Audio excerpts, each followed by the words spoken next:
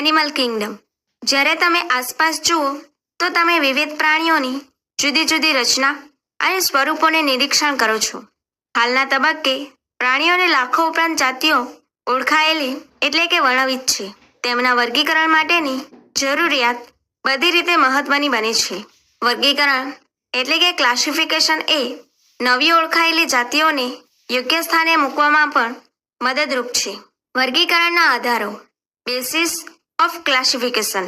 વિવિધ પ્રાણીઓની રચના અને સ્વરૂપમાં તફાવત હોવા છતાં કોષોની ગોઠવણી, દૈહિક સમમિતિ, દેહકોષ્ઠની પ્રકૃતિ, પાચનની રીતો, પરિવહન કે પ્રજનન તંત્રો જેવા પાયાના લક્ષણો એ સ્વતંત્ર સજીવોના સંબંધમાં એકરૂપ એટલે કે સરખા પણ છે. પ્રાણી વર્ગીકરણના આધાર તરીકે અને તેમાંના કેટલાકને અહીંયા ચર્ચા કરવા આ લક્ષણો ઉપયોગી છે. આયોજનના સ્તરો. Levels of organisation. પ્રાણી સૃષ્ટિના દરેક સભ્યો બહુકોષી છે, છતાં તેમાંના બધા જ પ્રાણીઓ કોષોના આયોજનની સરખી રીતો પ્રદર્શિત કરતા નથી. ઉદાહરણ તરીકે સછિદ્ર વાદળીઓ સમુદાયના પ્રાણીઓમાં કોષો શિથિલ રીતે ગોઠવાયેલા એટલે કે લૂઝ સેલ એગ્રેટ્સ કે કાર્યની દ્રષ્ટિએ એકબીજા સાથે જોડાયેલા હોતા નથી. એટલે કે તેઓ આયોજનનું કોષીય સ્તર એટલે કે સેલ્યુલર લેવલ પ્રદર્શિત કરે છે. કોષો વચ્ચે કાર્યની દ્રષ્ટિએ કેટલાક વિભાજનો થાય છે. કોષ્ઠાંત્રીઓમાં કોષોની ગોઠવણી વધુ જટિલ છે. અહીં સમાન કાર્ય ધરાવતા કોષો ભેગા મળી પેશી બનાવે છે એટલે કે પેશીઓ ગોઠવાય છે. આથી તેને પેશી સ્તરીય આયોજન એટલે કે ટિશ્યુ લેવલ ઓર્ગેનાઇઝેશન કહે છે. આયોજનના ઉચ્ચ સ્તરોમાં દાખલા તરીકે પૃથુકૃમિ અને બીજા ઉચ્ચ સમુદાયના સભ્યો અંગ સ્તરીય આયોજન એટલે કે ઓર્ગેન લેવલ ઓર્ગેનાઇઝેશન ધરાવે છે કે જ્યાં પેશીઓ ચોક્કસ કાર્ય માટે ભેગી મળી અંગોની રચના કરે છે. નુપુરક, સંધિપાદ, મૃદુકાય, શૂળત્વચી અને મેરુદંડી જેવા પ્રાણીઓમાં અંગો એ કાર્યકીય તંત્રોના સ્વરૂપમાં એકત્રિત થયેલા છે તથા દરેક તંત્ર ચોક્કસ દેહધાર્મિક કાર્ય સાથે સંકળાયેલા છે. આ પ્રકારની રીત એટલે કે આયોજનને અંગતંત્ર સ્તરીય આયોજન એટલે કે ઓર્ગેન સિસ્ટમ લેવલ ઓર્ગેનાઇઝેશન કહે છે. પ્રાણીઓના જુદા જુદા સમૂહોના અંગતંત્રો વિવિધ રીતોની જટિલતા પ્રદર્શિત કરે છે. ઉદાહરણ તરીકે પૃથુકૃમિના પાચનતંત્રમાં મુખદ્વાર અને મળદ્વાર બંને માત્ર એક જ સામાન્ય દ્વાર મારફતે દેહની બહાર ખુલે છે. આથી તેને અપૂર્ણ પાચન તંત્ર કહે છે. સંપૂર્ણ પાચન તંત્રમાં મુખદ્વાર એટલે કે માઉથ અને મળદ્વાર એટલે કે એનસ એમ બંને અલગ ખુલતા દ્વાર હોય છે. એ જ રીતે પરિવહન તંત્ર પણ બે પ્રકારનું હોય છે. 1. ખુલ્લું પરિવહન તંત્ર એટલે કે ઓપન ટાઈપ સર્ક્યુલેટરી સિસ્ટમ કે જેમાં રુધિર હૃદયની બહાર ધકેલવામાં આવે છે. કોષો અને પેશીઓ તેમાં તરબોળ એટલે કે તરબતર હોય છે. 2. બંધ પરિવહન તંત્ર ક્લોઝડ ટાઈપ સર્ક્યુલેટરી સિસ્ટમ કે જ્યાં રુધિર એ વિવિધ વ્યાસ એટલે કે વાહિનીઓના પરિપથ દ્વારા પરિવહિત થાય છે. ધમનીઓ એટલે કે એર્ટિસ, શિરાઓ એટલે કે વેનિસ અને વાહિકાઓ એટલે કે કેપિલરીઝ. સમમિતિ સિમેટ્રી.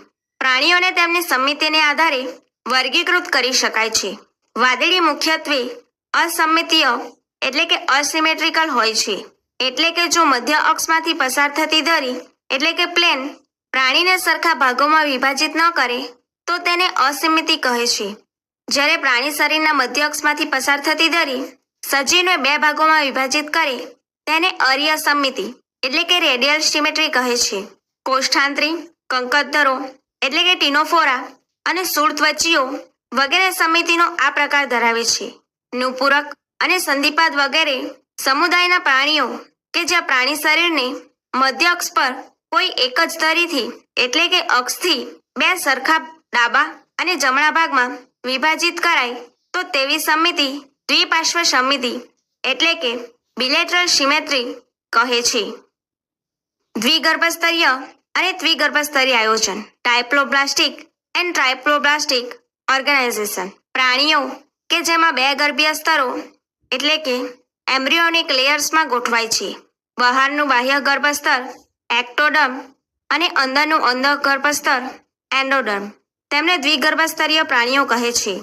દાખલા તરીકે કોષ્ઠાંત્રીઓ.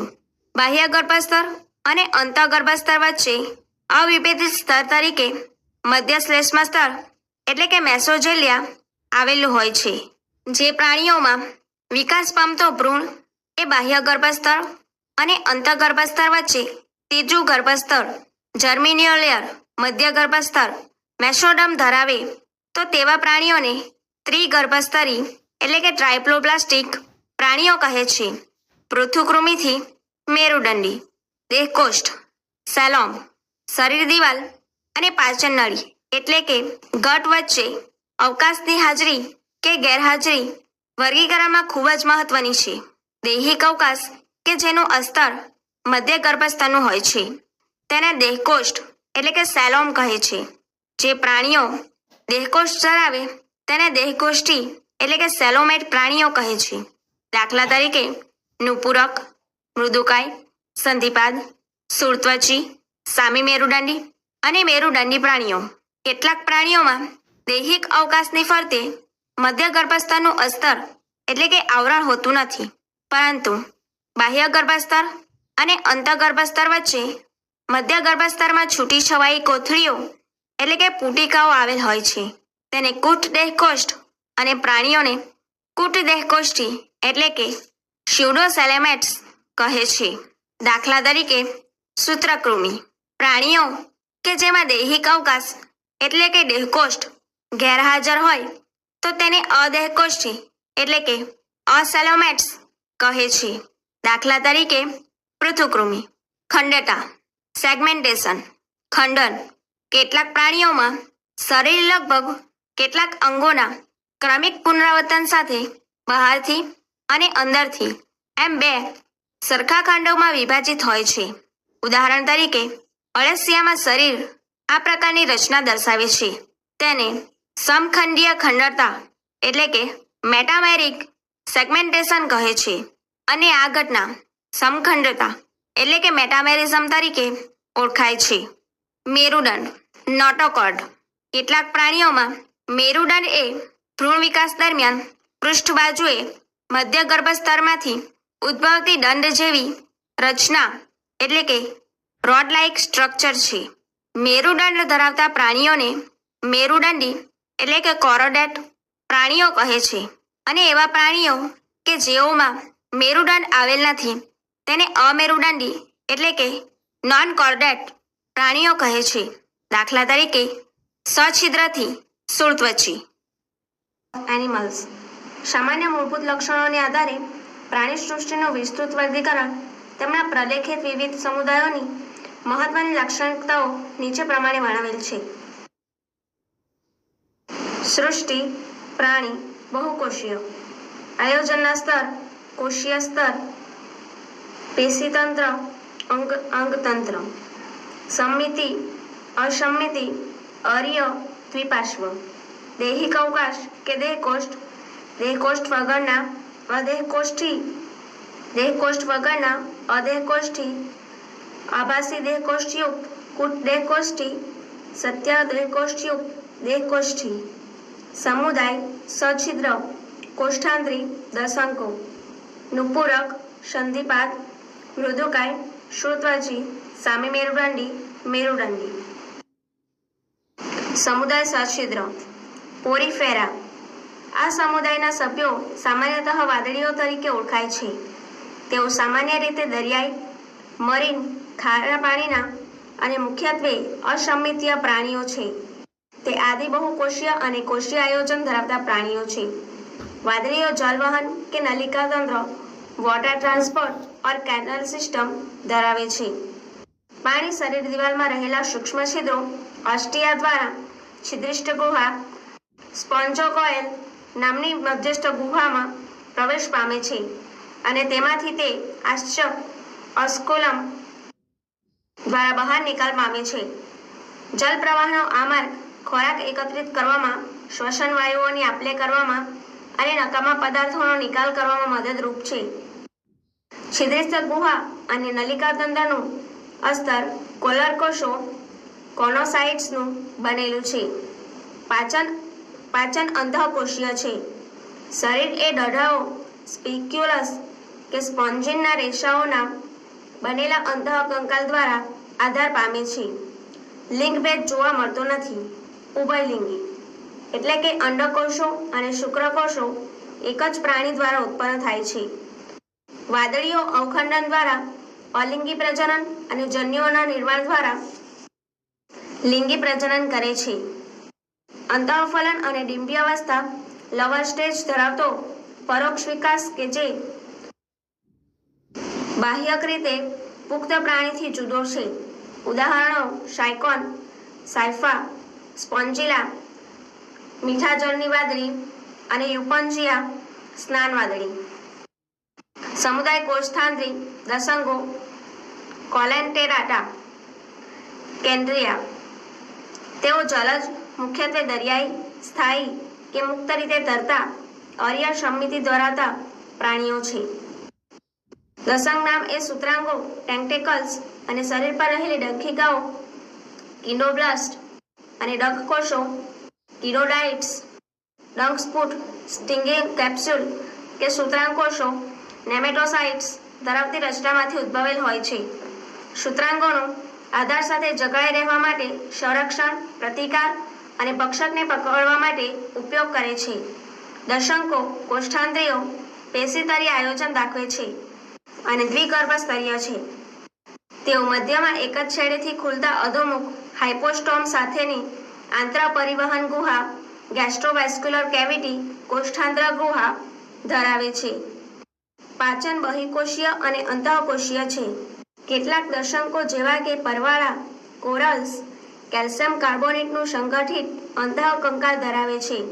દશંકો પુષ્પક, પોલિપ અને છત્રક મેડુસા કહેવાતા બે મૂળભૂત દૈહિક સ્વરૂપો દર્શાવે છે.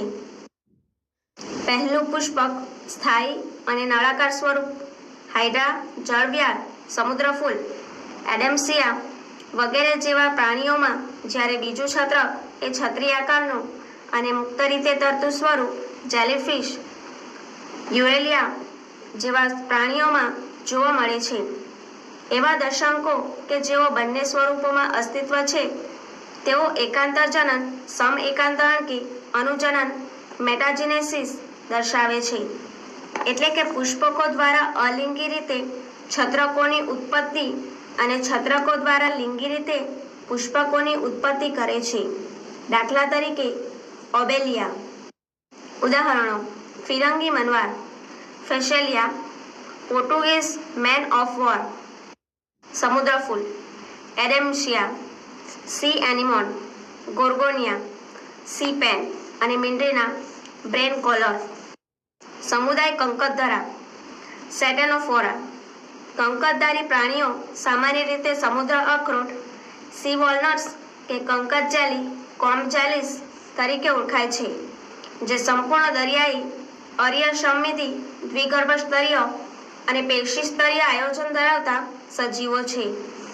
શરીર એ પક્ષમોની કંકત તકતીઓ કમ્બ પ્લેટ્સ કહેવાતી 8 બાહ્ય હરોળ ધરાવે છે કે જે પ્રચલનમાં મદદરૂપ છે. બહિર્કોષીય અને અંતઃકોષીય એમ બંને પ્રકારનું પાચન થાય છે. જૈવિક પ્રદીપ્યતા બાયોલ્યુમિસેન્સ સજીવનો પ્રકાશિતતાનો ગુણધર્મ એ કંકતધરોમાં ખૂબ જ નોંધનીય લક્ષણ છે. તેઓમાં લિંગભેદ નથી, ફક્ત લિંગી પ્રજનન કરે છે. બાહ્ય ફલન અને પરોક્ષ ગર્ભ વિકાસ છે. ઉદાહરણો પ્લુરોબેક્રિયા અને ટીનોપ્લેના. હેમેન્થિસ. તેઓ પૃષ્ઠવલય ચપટો દેહ ધરાવે છે. આથી ચપટા કૃમિઓ ફ્લેટવોર્મ્સ કહે છે. તેઓ મુખ્યત્વે મનુષ્ય સહિત અન્ય પ્રાણીઓમાં જોવા મળતા અંધઃપરોપજીવી છે. ચપટા કૃમિઓ દ્વિપાર્શ્વ સમમિતીય, ત્રિગર્ભસ્તરીય, અદેહકોષ્ઠી અને અંગસ્તરીય આયોજન ધરાવતા પ્રાણીઓ છે.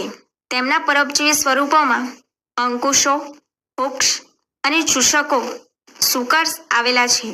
તેમાંના કેટલાક તેમની સપાટી દ્વારા યજમાન શરીરમાંથી સીધા જ પોષક દ્રવ્યોનું શોષણ કરે છે. જ્યોતકોષો ફ્લેમ સેલ્સ કહેવાતા વિશિષ્ટીકરણ પામેલા કોષો આશ્રુતિ નિયમન એટલે કે ઓસ્મોરેગ્યુલેશન અને ઉત્સર્જનમાં મદદરૂપ છે. લિંગ ભેદ નથી. અંતઃફલન અને ઘણી ડિંભી અવસ્થાઓ દ્વારા વિકાસ પામે છે. પ્લેનેરિયા જેવા કેટલાક સભ્યો ઊંચી પુનઃસર્જન એટલે કે રીજનરેશન ક્ષમતા ધરાવે છે. ઉદાહરણો: પટીકૃમિ, ટેપવર્મ ટેનિયા, યકૃત કૃમિ, લીવર ફલ્ક ફેસ્કિયોલા, સમુદાય સૂત્રકૃમિ, એસ્કેલમિન્થિસ. સૂત્રકૃમિઓનો દેહ એ આલા છોડમાં ગોળાકાર છે. આથી ગોળ કૃમિઓ એટલે કે રાઉન્ડવોર્મ કહેવાય છે. તેઓ મુક્તજીવી, જલજ અને સ્થળજ અથવા વનસ્પતિ અને પ્રાણીઓમાં પરોપજીવી છે. ગોળ કૃમિઓ શરીરનું અંગતંત્ર સ્તરીય આયોજન ધરાવે છે. તેઓ દ્વિપાર્શ્વ સમમિતીય, ત્રિગર્ભસ્તરીય અને આભાસી શરીર ગુહા એટલે કે કૂટદેહ કોષ્ઠ ધરાવતા પ્રાણીઓ છે. અન્નમાર્ગ એટલે કે પાચન માર્ગ સારી રીતે વિકાસ પામેલી સ્નાયુ કંઠનળી એટલે કે મેસ્ક્યુલોફરિન્ક્સ યુક્ત સંપૂર્ણ છે. ઉત્સર્ગ નલિકા એ ઉત્સર્ગ છિદ્રો દ્વારા આભાસી શરીર ગુહામાંથી નકામા પદાર્થોને શરીરથી દૂર નિકાલ કરે છે. લિંગભેદ જોવા મળે છે. ડાયોક્યુઅસ દ્વિગુહી એટલે કે નર અને માદા જુદા છે. ઘણીવાર માદા એ નર કરતાં લાંબુ હોય છે. અંતઃફલન અને વિકાસ પ્રત્યોક્ષ કે સીધો એટલે કે બાળ સ્વરૂપ એ પુખ્ત પ્રાણી જેવું જ અથવા પરોક્ષ હોય છે. ઉદાહરણો: કરમ્યુ એટલે કે એસ્કેરિયા રાઉન્ડવોર્મ, વુકેરેરિયા એટલે કે ફ્લેરિયા વોર્મ, એન્સાઇલોસ્ટોમા એટલે કે હૂકવોર્મ. સમુદાયનું પૂરક એનેલાઇડા. તેઓ જલજ એટલે કે ખારા અને મીઠા પાણીના કે સ્થળજ, મુક્તજીવી અને ક્યારેક પરોપજીવી હોય છે. તેઓ શરીરનું અંગતંત્ર સ્તરીય આયોજન તેમજ દ્વિપાર્શ્વ સમમિતિ ધરાવે છે. તેઓ ત્રિગર્ભસ્તરીય સમખંડીય ખંડતા ધરાવતા અને દેહકોષ્ઠી પ્રાણીઓ છે. તેમની સવરી સપાટીએ સમખંડો એટલે કે મેટામેરસ માં નોંધનીય રીતે જુદી પડે છે અને આથી સમુદાયનું નામ નુપૂરક છે. લેટિન એનિલસ એટલે કે લિટલ રિંગ. તેઓ આયામ અને વર્તુળી સ્નાયુઓ ધરાવે છે કે જે પ્રચલનમાં મદદરૂપ છે. રેતી કીડા એટલે કે નેરિસ જેવા જલીય નુપૂરકો અભિસરણપાત એટલે કે પોરોપોડિયા કહેવાતા પાર્શ્વીય ઉપાંગો ધરાવે છે કે જે તરવામાં મદદરૂપ છે. બંધ પ્રકારનું રુધિરાભિસરણ તંત્ર આવેલું છે. ઉત્સર્ગિકાઓ એટલે કે નેફ્રેડિયા આશ્રુતિ નિયમન અને ઉત્સર્જનમાં મદદરૂપ છે. ચેતાતંત્ર એક જોડ ચેતાકંદોનું બનેલું છે કે જે પાર્શ્વીય ચેતાઓ દ્વારા બેવડાવક્ષ ચેતારજ્જુ એટલે કે નર્વ કોર્ડ સાથે જોડાયેલું છે. રેતી કીડો જલદ સ્વરૂપી અને દ્વિગુહી એટલે કે એકલિંગી છે, પરંતુ અળસિયા અને જળો એકગૃહી ઉભયલિંગી છે. પ્રજનન લિંગી છે. ઉદાહરણો: રેતી કીડો એટલે કે નેરિસ, અળસિયું એટલે કે પેરિટીમા અર્થવોર્મ અને લોહી ચૂસતી જળો એટલે કે હિરડિનેરિયા